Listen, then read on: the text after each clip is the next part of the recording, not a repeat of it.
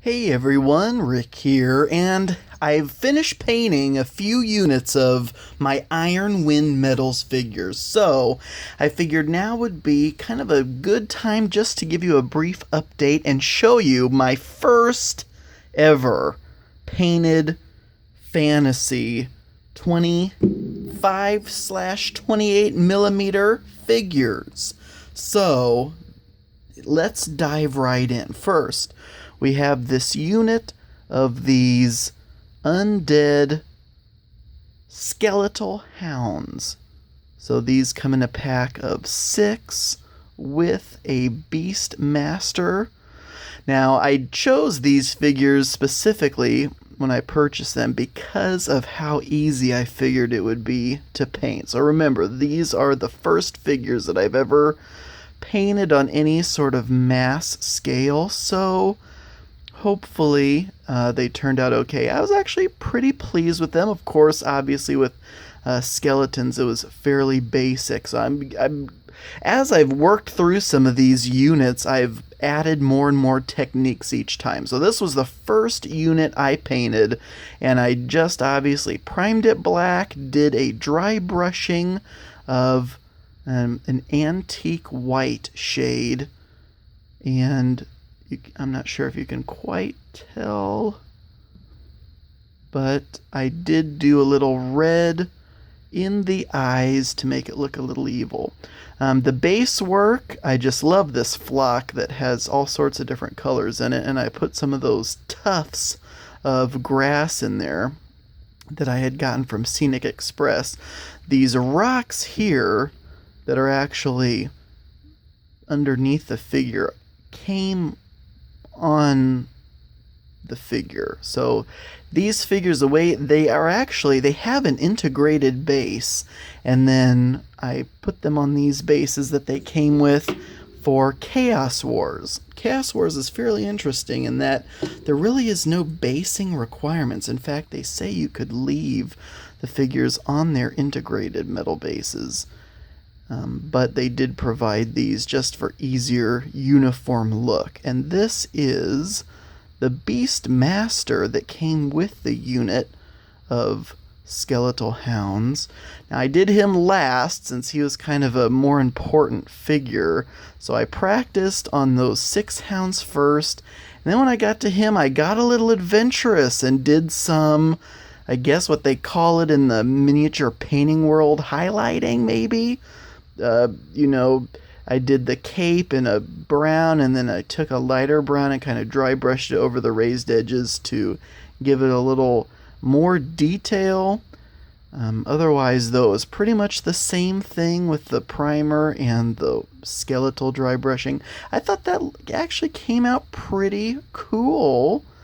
I just love how even just the most basic, simple techniques come out looking pretty good. So that wasn't too bad. Then I started on this unit of skeletal axemen, and with them kind of the same thing, but they had some additional features to them. So I just did the dry brushing on the bone parts, and then when I did the silver on the armor, I also used a wash, so a dark wash to kind of go in the details of the armor and kind of made it look kind of old looking.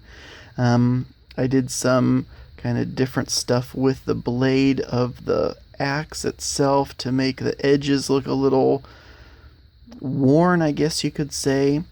Some brown on the sandals.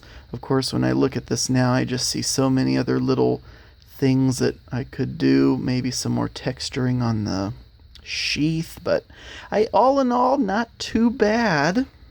Let's see if I can grab another one of these guys. This one is actually a swordsman, and same kind of deal there.